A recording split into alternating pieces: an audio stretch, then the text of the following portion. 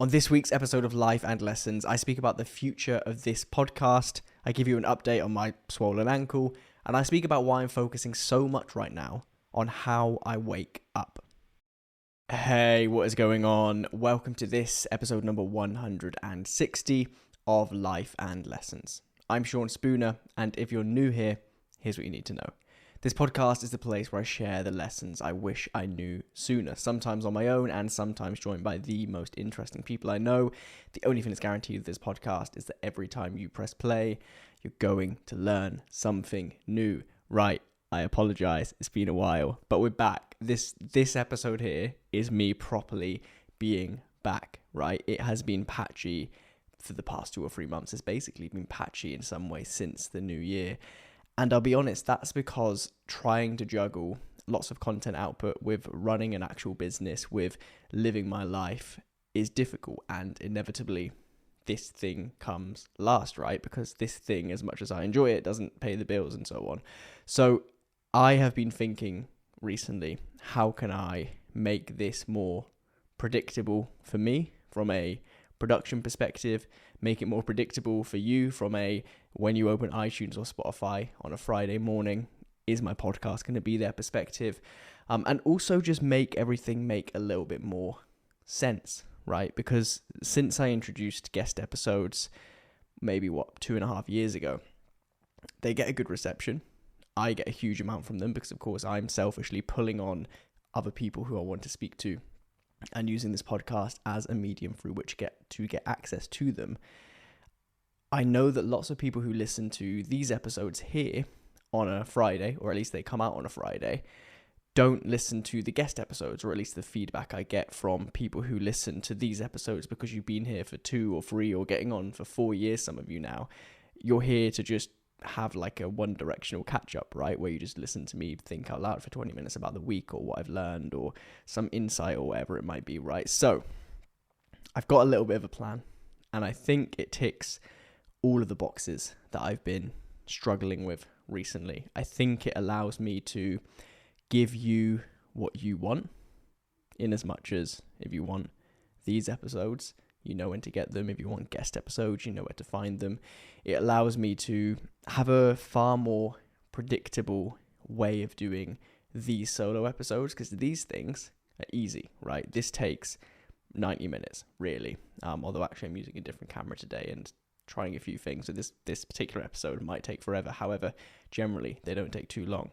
It also allows me to have guest conversations, publish those guest episodes slightly separately, and the good thing about that is if there is a guest who has to drop out at the last minute, which often happens if there is no guest in a guest episode slot because it takes a huge amount of time to schedule those conversations, or if just something happens, these episodes here, the Friday episodes, the core episodes that have been around for, like I say, getting on for 4 years now, will remain. So here is the content plan, if any of you care, because I need to think this out loud and share it with you as a consumer of said content, because I've been juggling with it for a while, and I think what I'm proposing makes a lot of sense for all of us, right? So it's good. So on a Monday, there'll be the normal YouTube video every Monday, because that's completely separate to this podcast, but from a content perspective, that's where a lot of my energy is going recently. So every Monday on YouTube, if you care for it,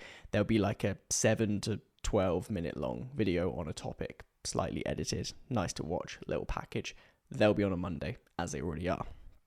On a Friday, every Friday, there will be an episode of the podcast like this. So think of year 1 of the podcast, if you've been around for that long, right? Where every single Friday morning, you knew that you could open up iTunes or Spotify, or in this case now YouTube, and this kind of podcast here, where I just have a catch up and think out loud, is going to be there waiting for you, whether you want to listen to it or not, it's going to be there, right? They will stay on a Friday, and that will be every single week. So every single week, there will be a solo episode, as I've been calling them, on a Friday. Guest episodes don't happen on a Friday anymore, right? And then, this is what's kind of new, I guess. When there is a guest episode, which might be every week, During some periods of the year, it might be every 2 weeks, as it's supposed to be right now. It might be every 4 weeks, every 6 weeks, right? Depending on what kind of season of life I'm in. When there is a guest episode recorded, once it's ready, that will be released on a Wednesday, right? So that's kind of the cadence of the content. Monday, standalone YouTube video. I bulk produce them anyway, so that's okay. Friday, this podcast here, the one that many of you actually come here for. And then on a Wednesday, as and when they happen, guest episodes. Now, leaning into the guest episodes for a second. Again, thank you if you're still here with me, because this is all very meta. There's a couple of reasons why I've wanted to do it like this. Because, I mean, I just don't have the time, frankly, to do guest outreach as consistently as I would need to get the caliber of people on this podcast that I want to, right? Because I get like 7 emails a week, literally, from random PR people offering up these random guests, right? And I could give you shit in as much as if I wanted a guest every 2 weeks, I could just pull these random people. Oh, yep, that person's writing a book who I've never heard of and don't know what they're talking about. Let's get them on. Oh, that person did an interesting tweet. Let's get them on. But frankly, I'm not interested in doing that for myself, quite selfishly, but also if you're going to click on that little purple square in Spotify, or if you're going to go to my YouTube channel or see a recommended video, I want you to know, as I've always wanted you to know, that the guest relates in some way to what I find interesting, and therefore by proxy, hopefully what you find interesting. And it's not going to land every time, right? There are going to be episodes with guests which are better than others. There are going to be some that you hopefully find really interesting, and others that frankly you shouldn't waste your time with because they just won't connect with you in the same way that they might connect with somebody else. However, removing the pressure of trying to find, schedule, record with, edit, review and publish, and even in some cases market, right, things like the trailers, a guest every 2 weeks, whilst on top of that trying to do all the other content which needs to keep going, because to me that's more important, whilst also running a business, whilst also trying to stick to some semblance of a normal life with habits and whatnot, right, to bring stuff to the table, to actually tell you what I've been up to other than just talking about the podcast. That seems to be the way to go. And I don't know why it took me so long to think of this. I have been juggling lots of ideas of what to do here, and I didn't until like 4 days ago know the answer. Like, I was thinking, do I just remove the podcast from YouTube? Do I just have the podcast be audio only? And if you want the podcast, you go to Spotify, you go to iTunes, you go to Podchaser or whatever you use, because then that would cut down the production time and, you know, it would just free up all these resources. But to be honest, I feel like that is a step backwards and something that I'm not comfortable doing. So unless things get really drastic and it all fucking falls apart, that won't be happening. And then yeah, I want this quarter, like I spoke about a couple of weeks ago on the last episode, because it's been 2 weeks, apologies. I want this quarter to be more about adherence, right? About having the space to do everything that I've told myself I'm going to do in every area of life. And I've had varying degrees of success with that so far. There have been curveballs, like with the running, that I'll update you on in a minute. But before I try and do everything, kind of in the same way that I started this year, if you remember the episodes in early January, I was saying I'm going to kind of layer things on slowly so that I understand where my tipping point is. If you've seen the video on YouTube about the Jenga productivity method, you'll know what I'm talking about. I'm doing that again, but with content, right? There was a time, quite an impressive time actually, when I look back. I'm like, fucking hell, how did I do that? Like this time last year, for example, I was smashing out a solo episode every time it should have came out. Brilliant. I was doing a guest episode with someone really interesting every time there should have been one. Amazing. I was producing like a reel, a TikTok, a short every day. I was fucking tweeting. There was a email newsletter in there at some point. And I mean, look, the business is just busier right now. And frankly, in this economy, it's really important for service-based businesses to do all that we can be doing for our clients as well. Now, that's not necessarily to say that I was doing less before, but like the stakes are higher at this point, right? And so if there's something where it's kind of 50-50 teetering between, do I give my attention to this business-related task or do I give my attention to the podcast, the business will win every day of the week. So this is all to say that I apologize and thank you for still being here, because it's been very fucking patchy recently. However, it's going to be consistent again. And also, if you see me staring down every now and then, I've got a thing set up on Chrome on my MacBook over here, monitoring Ticketmaster for a set of tickets that I want for a gig on Sunday, and it pings every time the page changes. So if I just pause there, that's what just happened. Right, let's talk about some stuff that isn't the podcast, because it's fucking boring me coming on here and telling you about the podcast on the podcast every week. Let's talk about running. That's another update. So I believe that last time we spoke, I had just injured my ankle, I think. Had I? 2 weeks ago. Yes, I had just injured my ankle. I had to think there. So I thought it was Achilles tendonitis, and then my whole fucking foot just became impossible to use. Like, there was a 3 or 4 day period last week where I just couldn't walk, right? The most walking I did all day was like 250, 300 steps down to Tesco back home, and walking back up the hill to get to the house, my foot would be like double the size for about an hour afterwards. Really, really painful, impossible to walk, and just difficult mentally, if I can get away with saying that over something so trivial. Because what do you do when, or at least what do I do? I'm not sure about you, but what do I do when I need to clear my head, when I need to think about something, when I want to get outdoors or get some more energy? If I'm not running these days, which is what I'm trying to do, I would traditionally go for a walk, right? And so having the progress of the running taken away, but also my ability to walk, period, essentially stopped, unless I wanted to be in like really bad pain for a while, wasn't great. So I spoke to my GP this time last week, beginning of this week. I don't know. I spoke to my GP at some point because I thought that it may have been a stress fracture or a hairline fracture. Apparently they're different things. Essentially a very small fracture somewhere, because it had swollen around the whole ankle and kind of into the foot, and I couldn't quite work out where the pain was and where it wasn't, and it was sore in different places on different days. Turns out, according to the assessment of the GP, I had just fucked several tendons all at once through running too much, overuse of the tendons relative to what they're used to, because for the past 3 years, before the Couch to 5K attempt during lockdown, I had ran not at all, maybe for like 20 minutes cumulatively across those whole 3 years running for trains. And then over the past 6 weeks, I have done 20 odd runs for maybe, I don't know, 50 kilometers, give or take, which isn't a huge distance, right? But going from 0 to 3 consistent runs every single week, upping the ante every time, having a day's break between it, running on the river path here, which is sketchy, and there's tree roots growing out of the pavement and so on. I think the assessment of the GP was essentially this, just that I had overused it. However, the good news is this: I can walk again now, and this was the craziest thing ever, because on Saturday evening, just gone, I couldn't walk, right? I was still limping.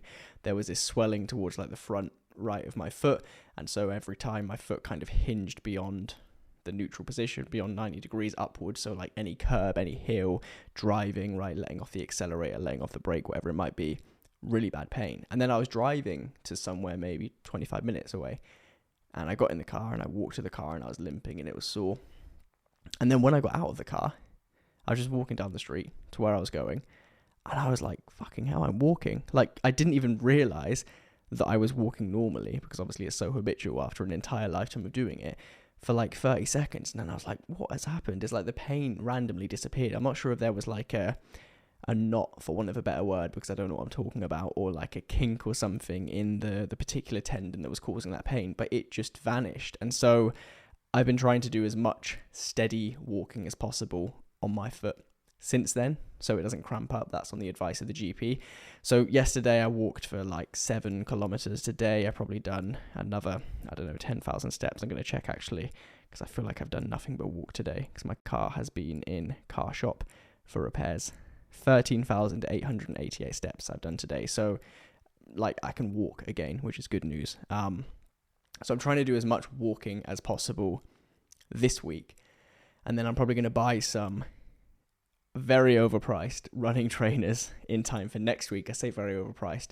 The trainers I have this time around are running trainers, right? Because the GP from last time around when I tried running without running trainers said buy some running trainers. So I bought some running trainers. Apparently they're not very good. So now I need to buy some even more expensive running trainers, which kind of cushion the blow of your heel and your foot when you're running and all this stuff. And they're like hundreds of pounds. However, I'm going to buy them. And then on Tuesday next week, I will attempt a very slow, very short run. I think on your Apple Watch, you can set like a distance rather than a time target. So I'll scroll it up to like 1.5 kilometers, which is between like here and the goats. And if you follow me on Instagram, you know what I mean by the goats. And if you don't, you won't know what I'm talking about. There are goats 1.5 kilometers away from here. And I'm basically going to do a very light, very gentle run for that 1.5 kilometers and see how I feel. And then next Thursday, which would be the next running day, try maybe, 2 kilometers, and then on the Sunday try 3 kilometers there and back, something like that, right? Build it up steadily and pay really close attention to how my foot feels in the moment and afterwards, because I was going to go straight in on Tuesday. I was just going to go for it again, right? Start on like week 6 of Couch to 5K, which is where I'm at, which is like where I was at. I'm not there anymore, clearly, which is like a 28-minute run. Sorry, a 25-minute run. Which is probably like 4.5 kilometers at my current pace. And then I realized somebody gave me a reality check, which is essentially if I want to run the Cardiff Half Marathon, which is in like 5 months' time now, I really can't risk getting long-term injured, because I think I've somehow got away, fortunately, with a reasonably short recovery time with this tendonitis. The GP said that it could be anywhere from 4 to 12 weeks. Now, if it was on the 12-week side of the scale, that would already put me in trouble town, because that would then give me 3 months to go from essentially 0 again to a half marathon in a convincing time with 0 headroom for injury. And the same is true now, right? If I don't allow this to recover properly, and that extends out the recovery time of this particular injury, and then also the longer you have this kind of injury, I've read, the more pre-exposed you are to have it in the future. I think that 5 months' time, although it's a long time to train for a 13-mile run, like it's more than enough right now, I think if I were to be out for too much longer, or indeed re-injure myself halfway through that period, I think then it's getting close to being not viable. And I mean, it's not like I've come a huge distance, no pun intended, but like 6 weeks of learning to run, like I've spoken about a couple of times now, has been really nice. It's been fun to realize that physical limits when you're running such short distances, because I appreciate I'm not running far, but then they're kind of imaginary, right? As in around that 2 or 3 week mark, when you realize that actually the difficulty is in your mind and not in the running, and then you go from running 60 seconds to 90 to 3 minutes to 5 minutes to 8 minutes to 20 minutes to 25 minutes in the space of a few weeks. As you see that extend out in front of you, it gets really exciting. And so I just don't want to risk losing that progress, losing the ability to do that by being impatient. So Tuesday coming, I'm going to try a very slow run. If my foot feels okay, and if it does, then I'll build from there, and that'll be exciting. Waking up is an interesting one right now. Now, I know that I optimize for all sorts of things, and if you've been listening to this podcast for a few years, you'll know that I optimize for really random things. However, I don't think I've ever focused in so deeply, or I'm about to. Like, today is the day that I realized that I need to do this. Focused in so deeply on not even necessarily sleeping, right? That's all right. I can fall asleep and sleep for ages. That's great. But waking up, and waking up in such a way where I feel ready to go there or thereabouts the moment I wake up, right? Let's go back to what I said a second ago about running being not a physical battle, but a mental one. I think that there is some sort of a mental battle to be won here, in as much as it's no secret that I work for myself, and notwithstanding meetings where I have to be somewhere at a certain time, I can kind of wake up when I want, right? And I can kind of work when I want and where I want. I worked from like a Pret in Cardiff today because I had to wait around for my car. And so long as everything that we as a business are doing is delivered, right? So long as everybody's taking care of their stuff and clients are happy and bills are paid and whatever else, then it doesn't really matter when I wake up. And although I'm fairly self-disciplined in life. I'm far from perfect, but I'm all right. And although I have had stints of waking up early and loving it, right? You've probably heard me say this before. I love waking up early. I think that those first few hours of the day unlock a huge amount. Ignoring all of that, I still struggle to, when the alarm goes off, like jump out of bed and be like, right, I'm ready. And there are days when I feel like that, right? When I'm wide awake the second I wake up. But normally it takes me like 45 minutes to an hour to feel awake, right? And all the while, the kind of schedule that I have planned for the day is ticking down. If you've seen my video on YouTube about time boxing, you know that I literally time box my entire day from the moment I wake up through to the moment I go to bed. Now, when that works, that's incredibly productive. That can lead to amazing outcomes, like you wouldn't believe how much you can get done in a day. But the problem comes on the days when I can't stick to that, because the first hour to 90 minutes is scuppered, right? And then I'm in this position where I have to make a decision of, do I just not go to the gym today and not listen to that audiobook and not do this and that and all these things that I do in the mornings? Or do I push the entire schedule down, do those things so I'm sticking to the habit, and then have to find time for everything else? Or do I move everything around and then the plan that I've come up with is kind of redundant anyway, because what's the point of having a plan if the moment you wake up, you change it all, right? So this is all to say that if you remember a few weeks ago, I think it was Alex Marsden asked a question on this podcast about what do I think my biggest challenge this year will be and how do I plan to overcome it? And funnily enough, it's that question that has been bouncing around in my head over the past few weeks, along with the content stuff, because there is a huge amount that I want to get done this year, a huge amount, stuff that you don't even know about yet that I'm trying to get done this year. And to get it all done, or at least to get most of the way there on most of the things, I really need to make the most of the time and the energy I have, right? Going back to what Paul Mort said, you can't manage time, you can manage your energy. So stop trying to manage your time and instead manage your energy. This is a question to an extent of energy management, right? Because I can wake up at the right time, but I'm not currently having the energy to do anything productive with that time. And therefore the whole act of waking up early somewhat becomes redundant, because I just sit in bed until like an hour later. So why not just sleep longer?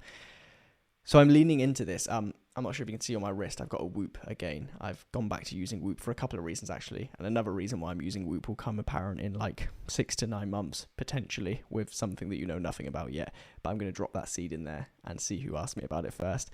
However, one of the reasons I'm using Whoop is because I want to optimize my sleep, optimize the time I go to sleep, optimize caffeine intake and the cutoff time for caffeine, optimize screen time around bed, optimize when I eat my last meal, optimize when I exercise, optimize how long I'm in bed for, the quality of sleep, distractions, make sure that I don't wake up in the middle of the night to have a wee, optimize my wake up time, and indeed make sure that when I wake up I have the energy, because waking up and feeling tired or waking up and not having energy isn't the problem, I've realized.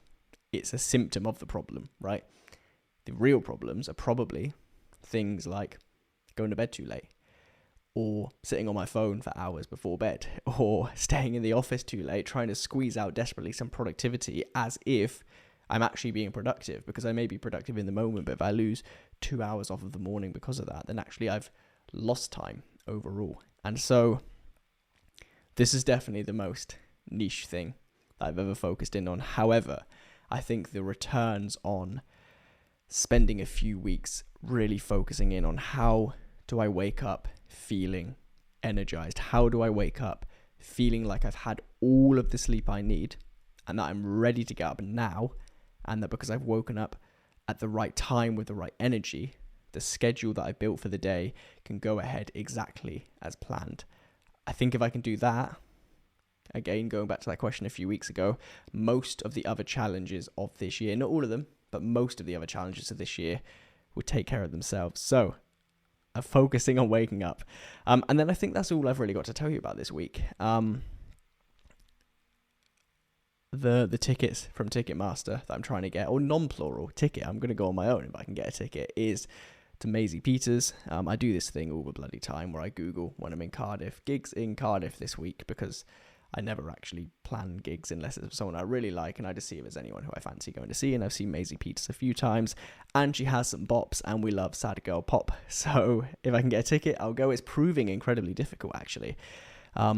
It's a very small venue that she's playing in Cardiff compared to the rest of the tour, where there have been loads of resale tickets and there are none in Cardiff, it seems. So gonna go and see that on Sunday, I think. I'm gonna be filming a bunch of YouTube videos on Saturday, and that's it, to be honest. Not a lot else to tell you about. Lots going on, very busy, focusing on waking up.